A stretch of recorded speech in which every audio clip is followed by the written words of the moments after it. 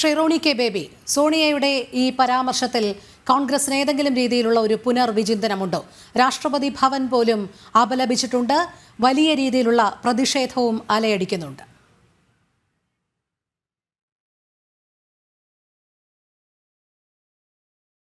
ഷെറോണി K baby കേൾക്കാൻ കഴിയുന്നില്ല, മ്യൂട്ടാണെന്ന് തോന്നുന്നു. ഓക്കെ ഇന്ത്യയുടെ ബഹുമാനിയായ രാഷ്ട്രപതി ദ്രൗപദി മുർമുവിന് മാനസികമായി വിഷമമുണ്ടായി, സങ്കടമുണ്ടായി. അതിൽ BJP അത്യധികം സങ്കടപ്പെടുന്നതിൽ, വേദനിക്കുന്നതിൽ എനിക്ക് വലിയ ആശ്ചര്യമൊന്നും തോന്നുന്നില്ല. ഏതാനും നാളുകൾക്ക് മുമ്പ് ഇവിടെ പുതിയ പാർലമെന്റ് മന്ദിരത്തിന്റെ ഉദ്ഘാടനത്തിന് ആ പാർലമെന്റ് മന്ദിരത്തിന്റെ അവിഭാജ്യ ഘടകമായ ഇന്ത്യൻ പാർലമെന്റിന്റെ, കാരണം ഭരണഘടന അനുസരിച്ച് ലോക്സഭയും രാജ്യസഭയും പ്രസിഡന്റും ചേരുന്നതാണ് നമ്മുടെ പാർലമെന്റ് എന്ന് പറയുന്നത്.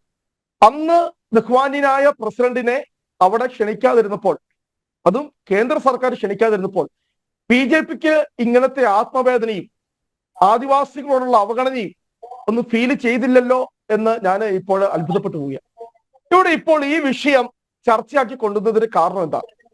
നയപ്രഖ്യാപനത്തിൽ ഒന്നുമില്ല. അല്ലായിരുന്നു നമ്മളിവിടെ ചർച്ച ചെയ്യേണ്ടത്, ഇതൊന്നും ആയിരുന്നില്ല. ഇന്നത്തെ നയപ്രഖ്യാപന പ്രസംഗത്തിൽ പ്രസിഡന്റ് നടത്തിയ വലിയ വലിയ പ്രഖ്യാപനങ്ങൾ, അതായിരുന്നു സ്വാഭാവികമായിട്ടും ഇവിടെ ചർച്ച ചെയ്യേണ്ടിയിരുന്നത്. കാരണം ആ നയപ്രഖ്യാപനത്തിൽ പുതുതായിട്ടൊന്നും പറയാനില്ല. ഇപ്പോൾ എന്ത് ചെയ്തു? ആ ഭരണ വീഴ്ചകൾ മറച്ചു വെക്കണം, സർക്കാരിന് വന്ന വീഴ്ചകൾ മറച്ചു വെക്കണം. ഇപ്പോൾ എന്ത് ചെയ്തു? അത് ചർച്ചയാകരുത്.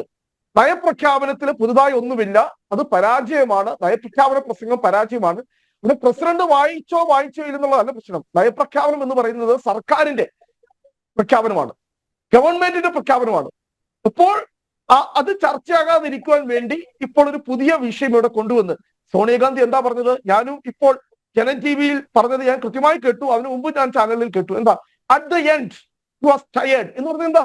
കാരണം വായിച്ച് ബഹുമാനപ്പെട്ട പ്രസിഡന്റ് ഇവര് വല്ലാതെ വിഷമിച്ചു പോയതിൽ, അല്ലെങ്കിൽ നമുക്കറിയാം കുറെ സമയം എടുത്തത്, ആരാണെങ്കിലും വിഷമിച്ചു പോകും.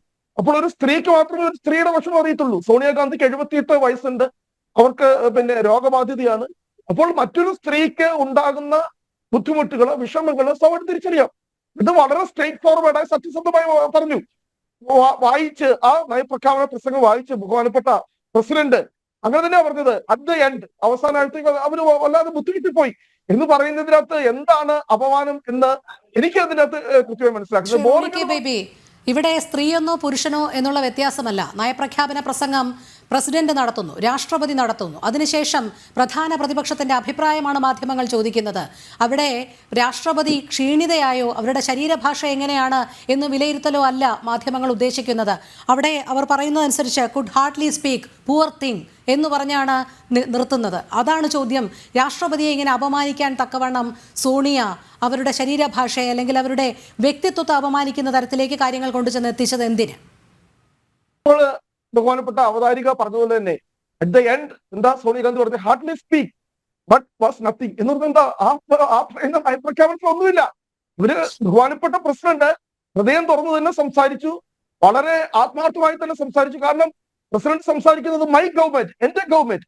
കാരണം ആ ഗവൺമെന്റിനെ നയിക്കുന്നത് പ്രസിഡന്റാണ്. പ്രധാനമന്ത്രി ആണെങ്കിൽ ഇപ്പോൾ നമുക്കറിയാം ഭരണഘടനാപരമായിട്ട് പിന്നെ ജൂറ എക്സിക്യൂട്ടീവ് എന്ന് പറയുന്നത് ഇന്ത്യൻ പ്രസിഡന്റാണ്. അപ്പോൾ നയപ്രഖ്യാപനം തുടങ്ങുന്നതും വായിക്കുന്നതും എല്ലാം ഓരോ പാരഗ്രാഫിലും പറയുന്നത് മൈ ഗവൺമെന്റ് എന്ന. അപ്പോൾ സോണിയാഗാന്ധി അവിടെ കൃത്യമായി അഭിനന്ദിച്ചു, ഹാർട്ട്ലി സ്പീക്കിംഗ്, വളരെ ഹൃദയം തുറന്നു തന്നെ സംസാരിച്ചു.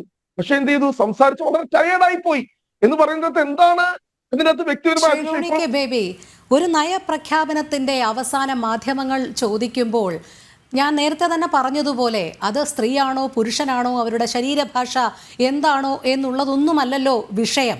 ഒരു രാജ്യം ഏതു രീതിയിലാണ് വളർച്ച കൈവരിക്കുന്നത്, അതിൻ്റെ നേട്ടങ്ങൾ, ഇവയൊക്കെ കുറിച്ചാണ് നയപ്രഖ്യാപന പ്രസംഗത്തിലൂടെ തൻ്റെ സർക്കാർ എന്ന് ഓരോ പ്രാവശ്യവും എടുത്തുയർത്തിക്കൊണ്ട് രാഷ്ട്രപതി നയപ്രഖ്യാപന പ്രസംഗം നടത്തുന്നത്.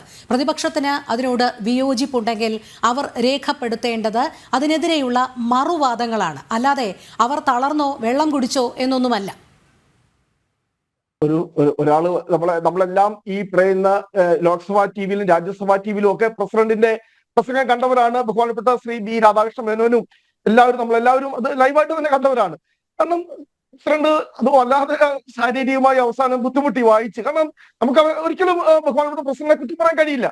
കാരണം പിന്നെ മണിക്കൂറുകൾ ഏതൊക്കെ ഇത് മണിക്കൂറുകളൊന്നും വായിച്ചില്ല. പക്ഷേ ഒരുപക്ഷെ പ്രസിഡന്റിന് പോലും ഈ പറഞ്ഞ കാര്യങ്ങളോട് മാനസികമായി യോജിപ്പുണ്ടോ എന്ന് എനിക്ക് തോന്നുന്നില്ല. കാരണം എന്താ?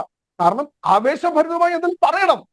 പറഞ്ഞത് എന്താ? പഴയ കാര്യങ്ങൾ തന്നെ. കാശ്മീരിന്റെ സ്വയംഭരണം ഞങ്ങൾ എടുത്തു കളഞ്ഞു, അല്ലെങ്കിൽ പിന്നെ 1 നേഷൻ 1 ഇലക്ഷൻ ഞങ്ങൾ നടത്തുവാൻ പോകുന്നു, അല്ലെങ്കിൽ ഈ പറയുന്ന വഖഫ് ഭേദഗതി നിയമം നടപ്പാക്കാൻ പോകുന്നു. ഒറ്റ കാര്യം മാത്രം ഞാൻ ഇവിടെ ചോദിക്കട്ടെ. നമ്മളിപ്പോൾ പറയുന്നത് ബഹുമാനപ്പെട്ട ഇന്ത്യൻ പ്രസിഡന്റ്, ഇപ്പോൾ നമ്മൾ പ്രസിഡന്റിനെ ജാതിമത വർഗവർണ്ണ വ്യത്യാസങ്ങൾക്കെല്ലാം അപ്പുറം കാണുന്നവരാണ്. പക്ഷെ ഇപ്പോൾ പറയുന്നത് എന്തോ ആദിവാസികളെ നമ്മൾ അപമാനിച്ചു, ഇന്ത്യൻ പ്രസിഡന്റിനെ വിമർശിക്കുക വഴി ആദിവാസികളെ നമ്മൾ അപമാനിച്ചു. ഞാൻ ഒരു കാര്യം മാത്രം ചോദിക്കട്ടെ. ഈ ഇന്ന് നടത്തിയ നയപ്രഖ്യാപന പ്രസംഗത്തിൽ ഇന്ത്യയിലെ ഏറ്റവും പാർശ്വവൽക്കരിക്കപ്പെടുന്ന വിഭാഗമായിട്ടുള്ള ആദിവാസികളുടെ ഉന്നമനത്തിന് വേണ്ടി എന്തെങ്കിലും ഒരു പ്രഖ്യാപനം ബഹുമാനപ്പെട്ട കേന്ദ്ര സർക്കാർ, പ്രസിഡന്റ് തന്നെ പറയുന്നത്, കാരണം കേന്ദ്ര സർക്കാർ എഴുതി കൊടുക്കുന്നത് വായിക്കുക മാത്രമാണ് പ്രസിഡന്റ് ചെയ്യേണ്ടത്.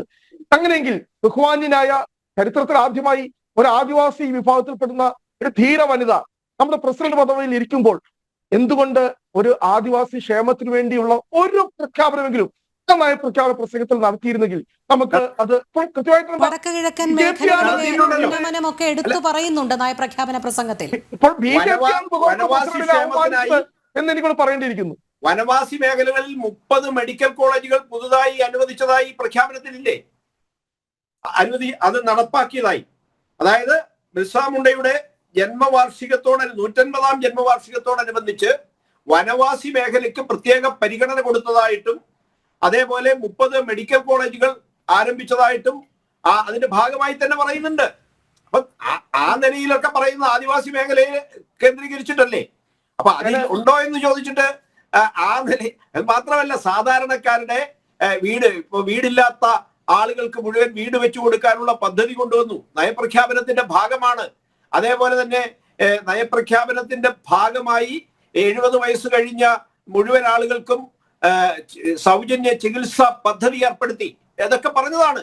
അപ്പൊ ഇങ്ങനെ ഇക്കാലത്ത് ഭരണ നേതൃത്വം നടപ്പാക്കിയ ഭരണ നേട്ടങ്ങൾ ഉൾപ്പെടെ ചർച്ച ചെയ്യപ്പെടേണ്ട ഒരു അവസരത്തിലാണ് അതേക്കുറിച്ച് രാഷ്ട്രപതിയുടെ ശാരീരികമായ അവരെ അവശയായി പോയെന്നോ അല്ലെങ്കിൽ ആ നിലയിലാണ് കണ്ടത് എന്നൊക്കെ പറയുന്നത് തികച്ചും ബാലിശമായ സമീപനമല്ലേ?